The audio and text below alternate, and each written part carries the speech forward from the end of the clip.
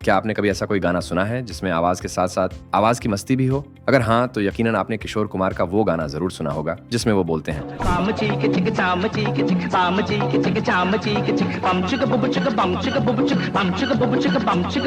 वो कोई आम गाना नहीं था, बल्कि एक ऐसा प्रयोग था जो उस समय के संगीत में बेहद नया और अनोखा था। अक्सर लोग मानते हैं कि रैप या लयबद्ध फ्रीस्टाइल गायन पश्चिमी संगीत की देन है, लेकिन अगर आप किशोर दा के संगीत को करीब से देखें तो पाएंगे कि उन्होंने इस शैली को बहुत पहले ही आजमा लिया था, और वो भी अपने अनोखे अंदाज में। उनका वो गाना जिसमें ये मस्ती भरे मगर आकर्षक बोल थे, वो महज मनोरंजन नहीं था, बल्कि एक एक्सपेरिमेंट था। दिलचस्प बात यह है कि इस तरह के शब्द जो बिना किसी विशेष अर्थ के केवल ध्वनि और भाव के लिए गाए गए, किशोर दा ने पहली बार 1949 की एक फिल्म में गाए थे जिसका नाम था कनीज। उस फिल्म में उन्होंने एक ऐसा किरदार निभाया था जो मानसिक रूप से अस्थिर था, या यूं कहें कि एक तरह से समाज की सीमाओं से परे सोचने वाला इंसान। और उस किरदार में रहते हुए जो गाना उन्होंने गाया, उसके बोल आज भी सुनने वालों को चौंका देते हैं। उस गाने में उन्होंने यही बम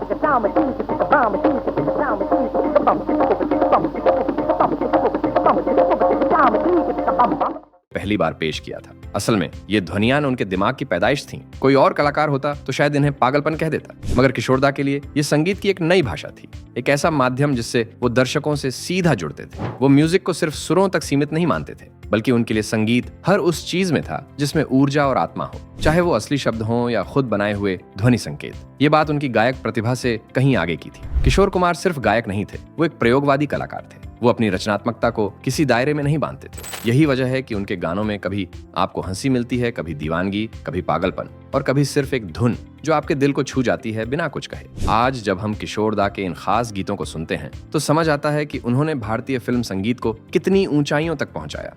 उनकी आवाज में जो ऊर्जा थी वो आज भी लोगों को झूमने पर मजबूर कर देती है, और ये सब इसलिए मुमकिन हो पाया क्योंकि उन्होंने कभी डरकर गाने नहीं गाए। उन्होंने गाया अपने दिल से, अपने अंदाज से, और उस भाषा में जिसे वो खुद समझते थे। तो अगली बार जब आप किशोर कुमार का कोई मस्ती भरा गाना सुने जिसमें बम चीक बम जैसा कुछ हो, तो समझिए कि ये महज शब्द नहीं, बल्कि एक कलाकार की कल्पना की उड़ान है।